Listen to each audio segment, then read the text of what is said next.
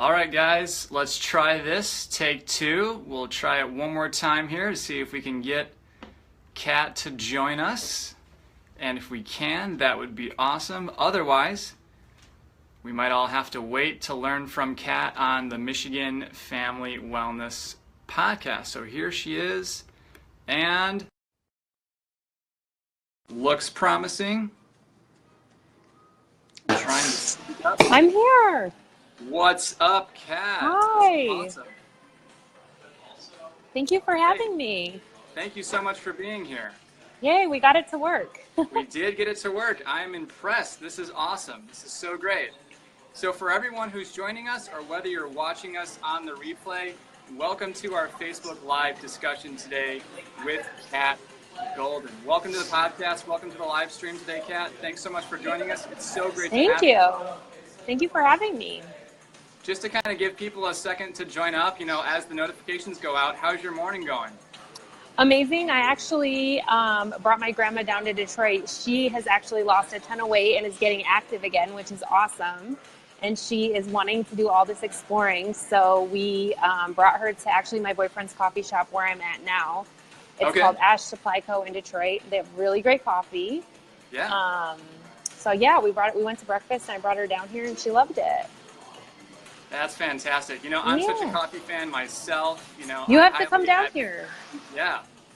My wife and I, Rachel, we love to, grind our own coffee at home and then do like a pour over, like Zen method with it. So that's just kind of our morning ritual, if you will, except for Wednesdays. So we try to take a break every now and then. So. Oh, okay. I'll bring you some samples. That'd be awesome. Well, I didn't know you love coffee. Yes, I'm a huge fan. There's tons of health benefits. Obviously, like with anything else, you can overdo it. Everything in moderation, as they say. But yeah, there's some major health benefits to clean organic coffee, as you know. Yes. But that being said, Kat, I just want to welcome and thank you for your time this morning, joining us on Facebook Live. And yeah, absolutely. So before we kind of get going into some real content, some raw conversations here, can you tell us just a little bit more about what family looks like for you? Yeah, so I grew up in the Detroit metro area, and I graduated from college in 2006 with a business degree, and I actually moved to Denver. I went on a complete whim, did not know if I would stay. I ended up staying there for almost 10 years, and then just moved back this last year to actually be closer to my family. So family is super important to me. I have two brothers who I'm very close with.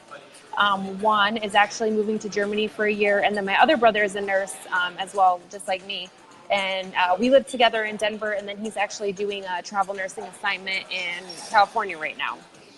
Awesome. And then, my boyfriend AJ owns this coffee shop, he's pretty great. And then I have a little dog, Sir.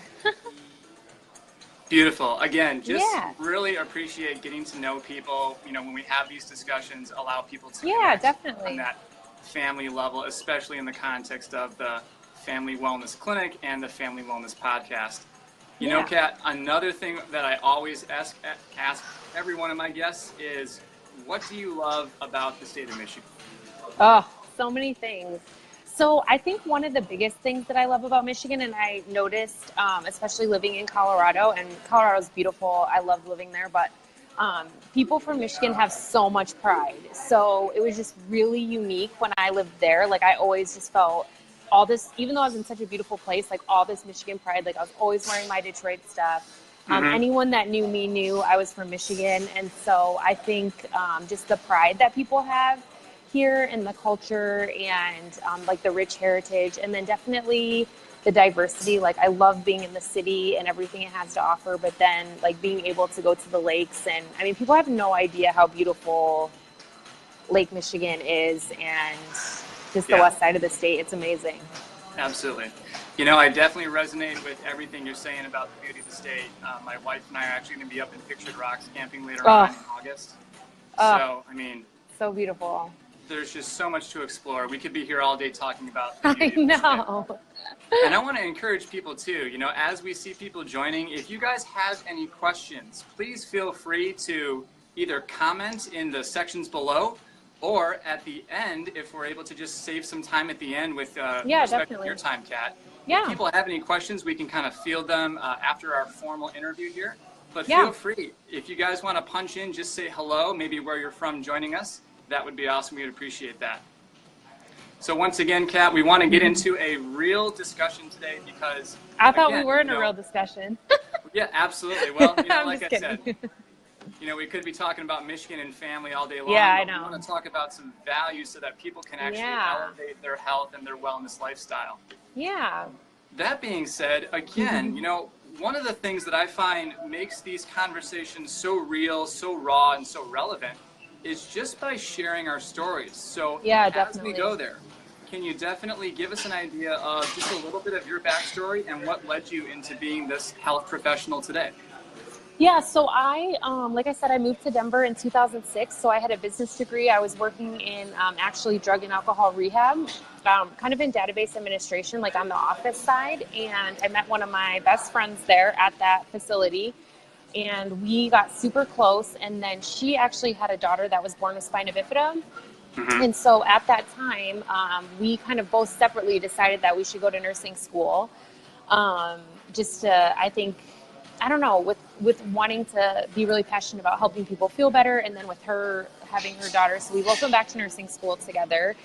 And then I was working at the hospital. So I ended up getting a job at Children's Hospital Colorado and was working there. And kind of through this time, I had went through a divorce and it didn't end well. And I was just actually kind of at a pretty rough place in my life, like around 2012.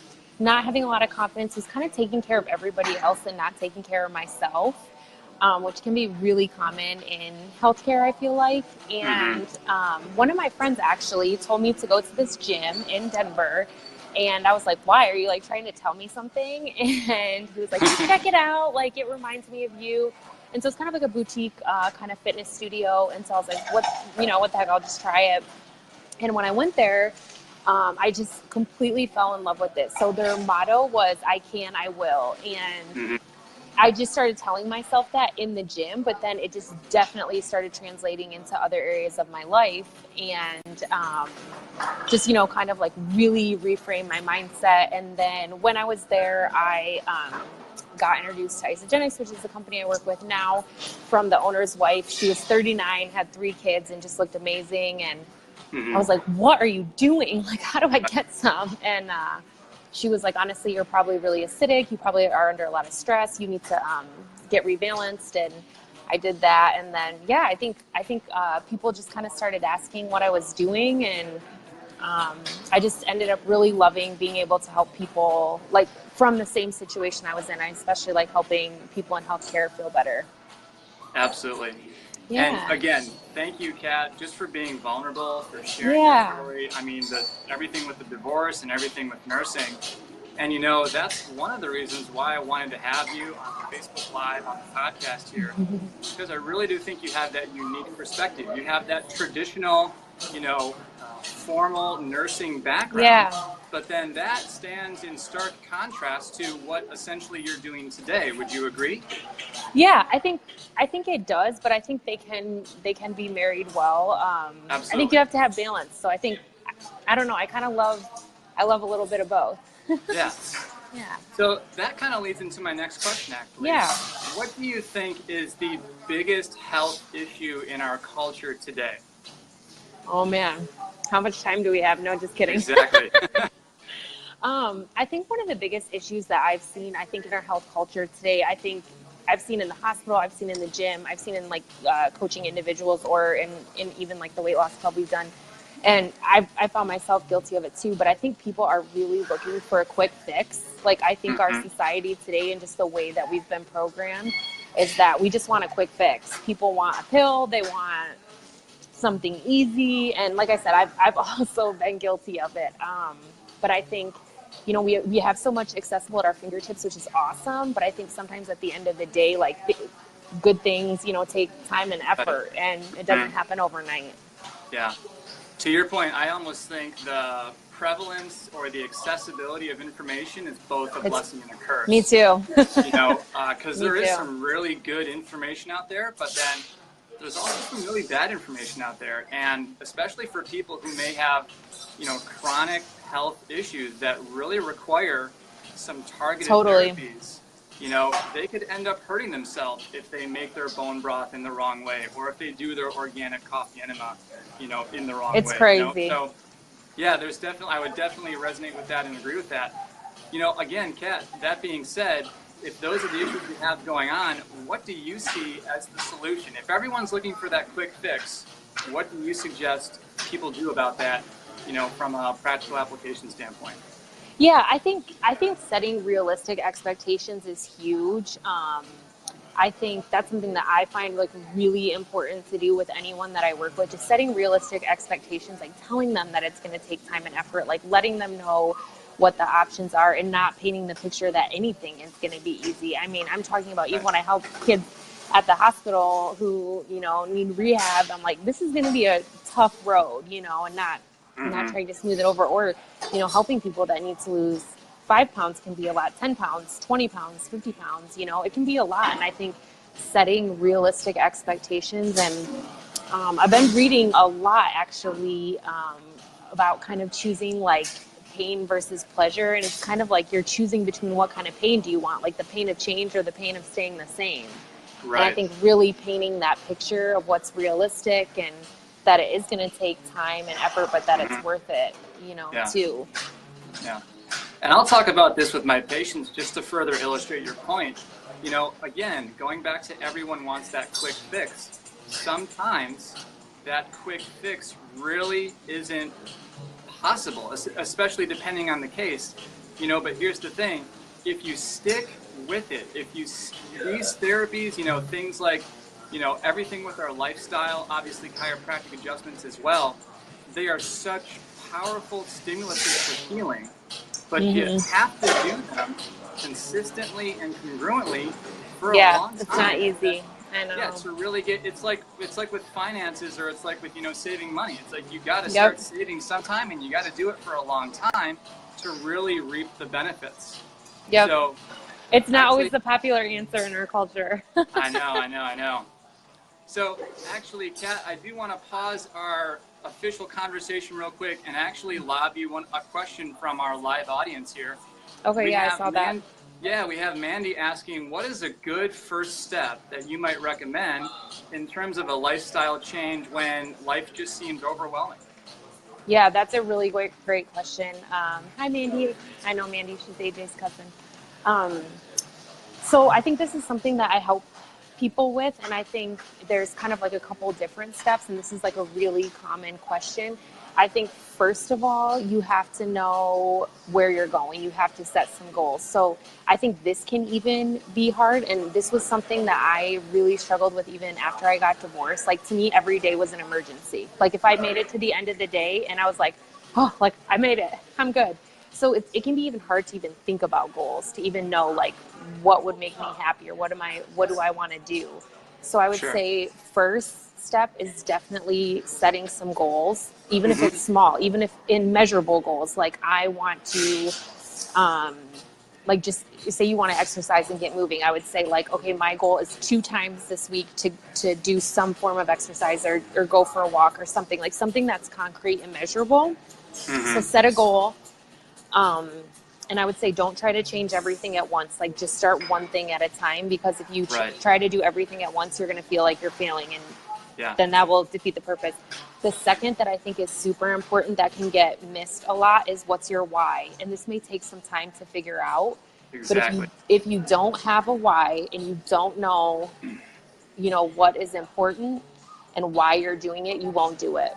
And the why also has to be very concrete. You can't just be like, well, I want to be skinnier. Like, I tell people, I'm like, okay, we all want to be skinnier. Why do you want to be skinnier? Like, is it a wedding? Is it a vacation? Like, did you get a bad diagnosis from your doctor? Like, is it whatever it is? And it could be dumb to anybody else. It does not matter. If it's important to you, it's important. So really knowing that why, also writing that down. And then I think third is like enlisting accountability partners. And I have to do this. My best friend Lauren, we actually yesterday just text each other our goals. And I said, this is what I'm doing this week. I do a team call on Monday nights. I say, what are your goals? Like, I write down their goals and I check in with them on it. And I'm happy to do that if anyone needs someone to check in. But I think you have to have that accountability and just start small, which is, kind of something else I think we'll get into. But I would definitely start with those three things. Set a goal, know your why. Even if it's small, your goal, set a small goal, know your why, and then enlist someone to keep you accountable, who will really keep you accountable. Absolutely. Couldn't agree more, Kat. I think those practical applications are right on point. I would even take that one step further, if you don't mind, just to piggyback off that thought comment.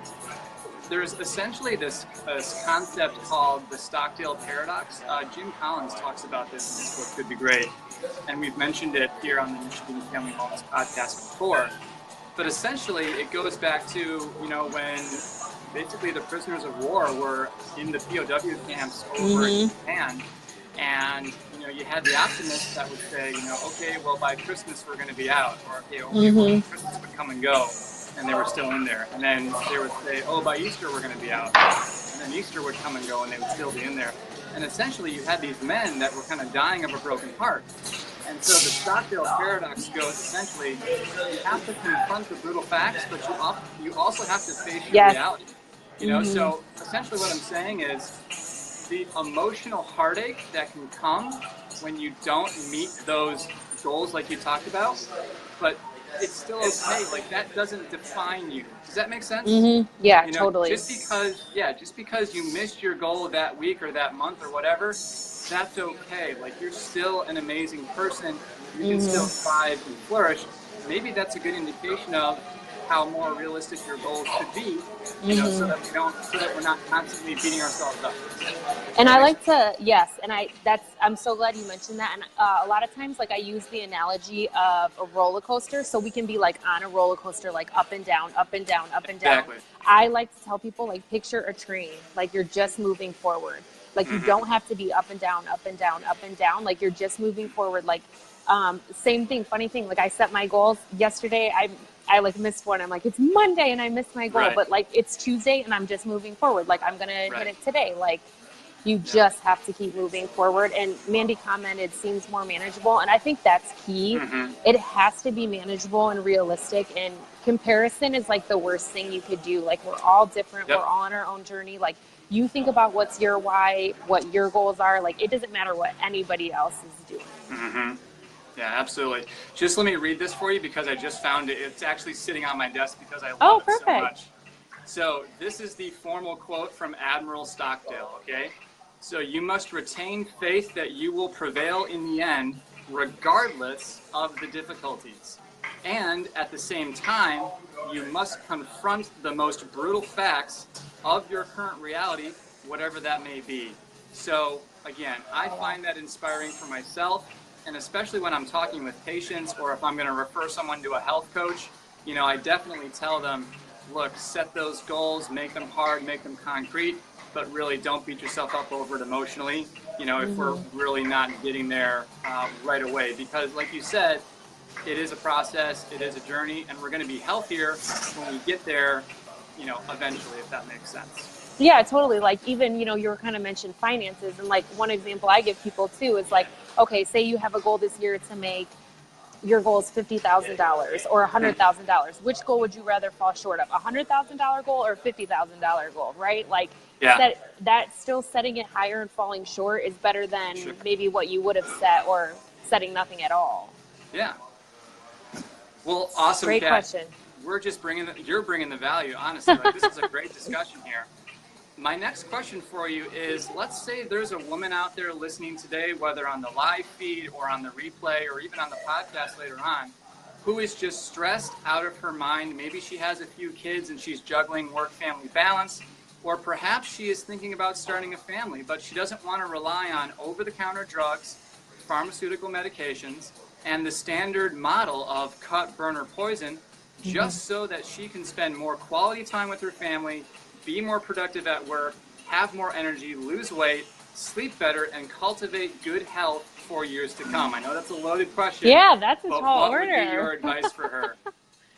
Well, I think we've kind of already touched on it a little bit, but the first thing that I would say is that there is hope. Like, change is possible. And that's one thing that I've learned, I think, over time, is that we can get, kind of like stuck in our own head, and, you just do the same thing for so long. It's kind of hard to, just stop and make a change, but know that change is is possible and that there is hope. And I think being a woman, even though I don't have kids, I think I know that we try to take everything on. Like, we're like, oh, we can do everything. Like, we're, you know, and I work with moms that were like working, taking care of kids, like, you know, making sure everyone else is taken care of, like that everything's done. And I think as women, we just take on a lot. And then, like I said, like we end up just like with a lot of the nurses that I work with end up being the ones that are last to take care of ourselves. So I think, and this is like maybe a little bit hard to say, but I think also believing that we're worth taking care of. A lot of times, like I'll ask people that, like, do you believe you're worth taking care of?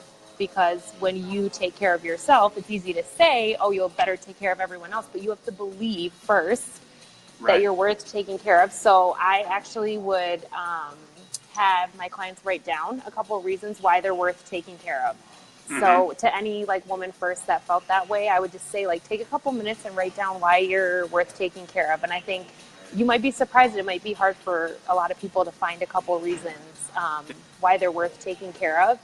And then I would go back to exactly the question that Mandy asked and that we kind of answered, is breaking down really small goals. And I think starting with what would make the biggest difference, like what would you feel best about this week? Like if you could change one thing, what would it be? And then I think lastly, because we are all so busy and live such crazy lives, it has to be something that can like fit into your everyday life. And I think a lot of times we're already doing it. It's things that we're already doing. We could maybe just do a little better or a little bit different. And I think it's hard sometimes to see when you're stuck in this situation, like, you know, working with someone and being like, hey, here's some options or ideas. Like, what are things you're already doing that you can maybe just get help doing a little better? Like, one example is, you know, a lot of times now, even tonight, I'm meeting up with a friend and we're going to go to a spin class. And like, I was always trying to make time for everyone else. And then I'm like, exercise gets put to the wayside. But what if like you could do a call or do something while you were taking the baby for a walk, or like, instead of like trying to meet up with friends for happy hour, which is also fun, like what about squeezing in a group exercise class or going for a walk together, just trying to, you know, make changes with things you're already doing. My best friend Lauren has been great at this too. Like she got her coworkers together and they went on a bike ride on their lunch break and like rented bikes around town, you know, like just things you're already doing, but incorporating those small changes. And those little changes, once you start doing that, end up adding up to a lot. So I'm glad you mentioned that. There's actually a great TED Talk. I don't know if you love TED Talks. Like I love TED Talks. Yeah, so they say neurologically, and I appreciate this, you know, being a chiropractor is because I just deal with the central nervous system. But neurologically, the way that we develop new habits, the way that we create a new pattern is actually by doing things right after something that we already do, if that makes sense. So, you know, for example, if I want to kiss my wife, Rachel, you know, every time I walk in the door when I come home, you know, one thing they say is like I always put my keys, you know, on the hook, and then that cues my brain neurologically, okay, now I need to go over there and give my wife a kiss. You know, simple things like that. Does that make sense? Yeah, totally. Yeah. Well, awesome, Kat. I know you've mentioned a ton of practical applications already. I'm going to try to summarize. I'm going to try to summarize here real quick and see if I can remember and track with you. In terms, when it comes to goal setting and when it comes to really establishing those new frameworks for a healthy wellness lifestyle, you had create the goals and set the goals, develop accountability partners, people that can keep you accountable. Yep, even if it's only one's better than none. Yes, and then also know your why, really establish your why and have that be very clear and rock solid, because that's what's going to carry you through the foreseeable future. Is that fair to say? Yes, absolutely. 100%. Fantastic. Well, again, Kat, thanks so much for joining us here on the podcast, on the Facebook Live. You know, welcome if you're just joining. We're going to actually have this as a replay here that'll be available for you guys. Check the comments and the links below. And finally, Kat, where can people go to find more and learn more about yourself? Yeah, thank you for asking. They can go to my website, 9liveshealth.com. So it's 9 spelled out. And I also have a Facebook, same, just 9 Lives Health, Instagram at 9 Lives Health. And would you also mind putting that quote that you mentioned in the comments? And then yes, I would like that for myself as well. Absolutely. We're going to put the Admiral Stockdale quote in the comments below. And as we go today, everyone, I want to leave you guys with actually another quote because I love inspiration, right? So this is from Jim Rohn. Success is neither magical nor mysterious.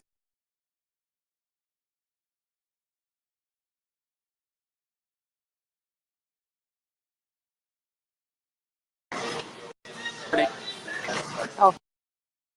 I think we're okay. Oh yeah, sorry, I'm here. Still with us there, Kat? Awesome. Yeah, I'm still here. Well, again, thanks again. Yeah, thank you so much for having me. Today. Awesome. Have an awesome day. Families, we'll talk to you soon. All right, thanks, Kyle. Bye. Bye.